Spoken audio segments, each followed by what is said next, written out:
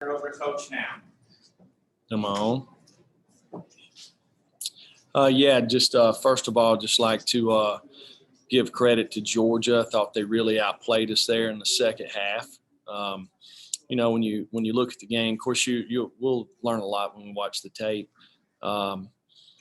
You can't turn the ball over 3 times against anybody and expect to win. We turned the ball 3 times in the second half. Once for a defensive score, 2 times I don't even think they made a first down and kicked field goals. So there's 13 points there that really changed the game. Made a lot of mistakes on the defensive side, especially on third down. And that's on me. It ain't on nobody else. It's on me. So, I learned a long time ago that you got to be able to do what your players can do, and if they can't do it, you gotta do a better job coaching them up, and I've got to do a better job doing that. Offensively, created a couple of explosive plays in the first half, but in the second half, didn't control the line of scrimmage. Played behind the sticks. Got to be more explosive. Got to be able to run the ball, and we didn't really create any plays in special teams. So with that, I'll take any questions. All right, we'll start with Vince Farrar, and then we'll go to David Pascal.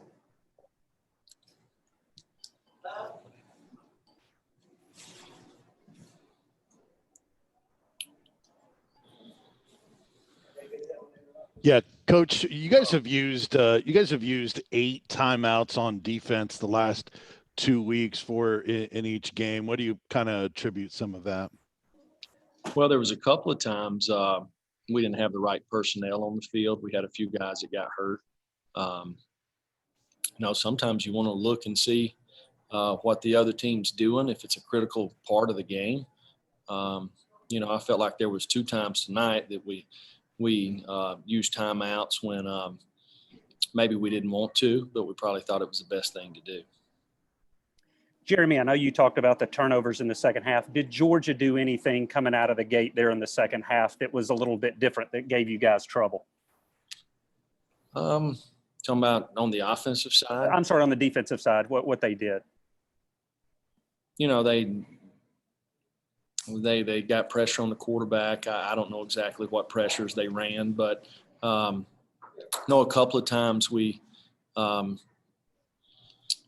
had people blocking them and they beat us in one-on-ones, and then we threw a pick, which was an ill-advised throw. You just can't do stuff like that. I mean, it's pretty simple. We turned the ball over 3 times and didn't get any turnovers the second half. It's a difference in the ball game.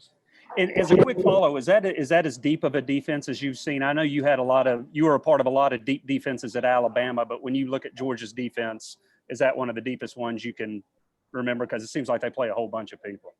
Yeah, I guess I hadn't studied them that much. They got good players and do a good job coaching them up. All right, we'll go to Blake Topmeyer, followed by Jimmy Himes. Jeremy, what do you think has to happen for Tennessee to close the gap to where Georgia is right now? Don't turn the ball over 3 times in one half. It's pretty simple, guys. It ain't about timeouts. It ain't about it's about turning the ball over 3 times in the second half. It's about not being able to run the football. It's about getting off the field on third down. It's everything that I said in my opening statement. Those things we got to fix, and we'll work hard to do that. Jeremy, did you feel like you would be able to run the ball more successfully than you did against Georgia because you weren't able to mount much of a run game? Yeah, we didn't run the ball very well at all. Didn't seem to get in rhythm offensively. We created a couple of big throws there, but to win in this league, you have to be able to run the ball, and we didn't run the ball tonight. And it's tough to win that way when you become one-dimensional. And also the goal line stand at the end of the half. Did you feel pretty good about where your team was, maybe having momentum going in at halftime? Well, I mean, I didn't feel like we played real sharp defensively. Just made a lot of mistakes. especially on third down. Let the quarterback out of the pocket. Give them they got 2 first downs on penalties. One I think was a 3rd and 14 that they end up getting a first down on. So, we're sitting there with a lead at halftime. You got to go play the second half, and we had an opportunity to do that. We turned the ball over twice there, and I thought the defense really done a nice job holding them to field goals. But we never could sustain anything offensively in the second half. Austin Price, then David Ubben. Coach, for the struggles in the offensive line, was that, was there anything you saw in particular? Was it one particular side? Or was it just kind of everybody, in your opinion? And then 2, the turnovers, the fumbles specifically in the second half, do you attribute those more to Jarrett or the O-line? I'd have to watch the game to see. Y'all probably got a better idea of it than me, because you get to watch replays and all that. I know that we lost a guy on an edge one time, and he knocked the ball out of our hands from the blind side. We made an ill-advised throw on an interception. So we didn't do a very good job protecting, but when you're not able to run the football, that's what happens. David? Yeah, Jeremy, when you look at the second half, why do you feel like you guys weren't able to sustain anything offensively? Well, I think if you look at the first half, we didn't sustain a whole lot there either. I think we just created some explosive plays. We got to do a better job coaching our guys up so they can execute at a higher level. Mike Wilson, then Joe Rexroad.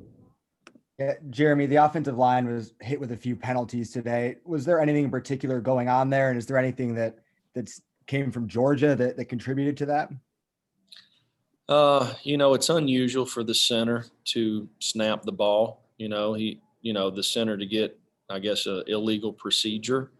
So I don't know if they were saying the snap count. I don't know if they were just making move calls. But I mean, there's no reason for that. We've got to do a better job. But I don't know how many penalties we had. We had a lot. A lot of them were unforced, which were uncharacteristic for us. So you can't put yourself behind the sticks from penalties and expect to move the ball against a good defense. Joe? Yeah, Jeremy, as poorly as that third quarter was going, your defense still keeping you in the game, forcing field goals. So was there any talk at that point about still trying to stick with the run, establish it more, even though it hadn't been going well at that point? Yeah, our whole thing's to be aggressive, run the football, throw the football. We didn't win first down, and second down just felt like we just played slow to me offensively. Got to do a much better job. All right, Gustavo, then Jimmy Himes. Pruitt, what did you fundamentally learn from your team today, especially the adversity they have especially in the second half where they couldn't score? I really think a lot of our guys, or most of our guys, played with really good effort. I don't think we executed at a very high level all the time. And then I think there's probably some guys on our team that didn't play good at all. I don't think there's many of them, but I do think there's a couple of them. You need to play games like this to figure out, kind of who we are, So obviously we got to go back in there and if we're playing with really good effort, we got to execute at a higher level. And I saw a lot of that. I think our guys played hard. I just don't think we played smart all the time. Jeremy, in the fourth quarter, was there any consideration to make a change at quarterback? No, I don't really know where that would have helped. It starts with protection. That's the first thing, and getting guys open.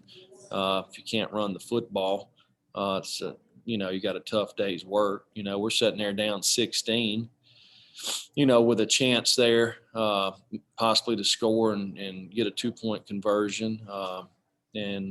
But we didn't get it done.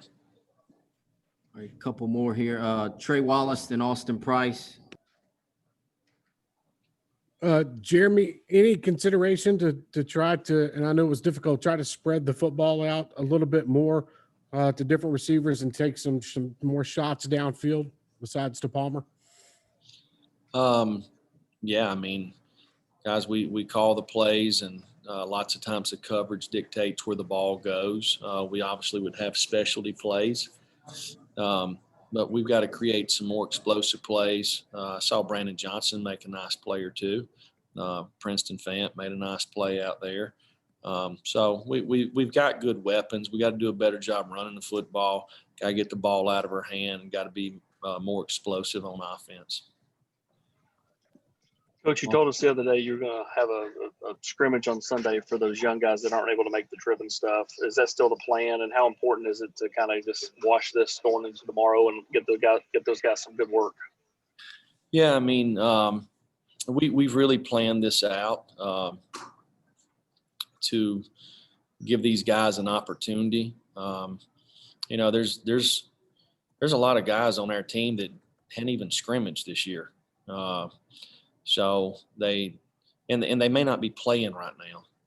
And a lot of the reason they're not playing is because they hadn't had an opportunity to kind of show us what they can do. And it's not their fault. It's just the circumstances that we had. So we're going to try to give these guys an opportunity tomorrow night to kind of get them along. So because we have a lot of guys that are talented that just aren't getting to play right now. And a lot of it's because really the unknowns based off the circumstances. All right. Thank y'all very much. We'll have players shortly.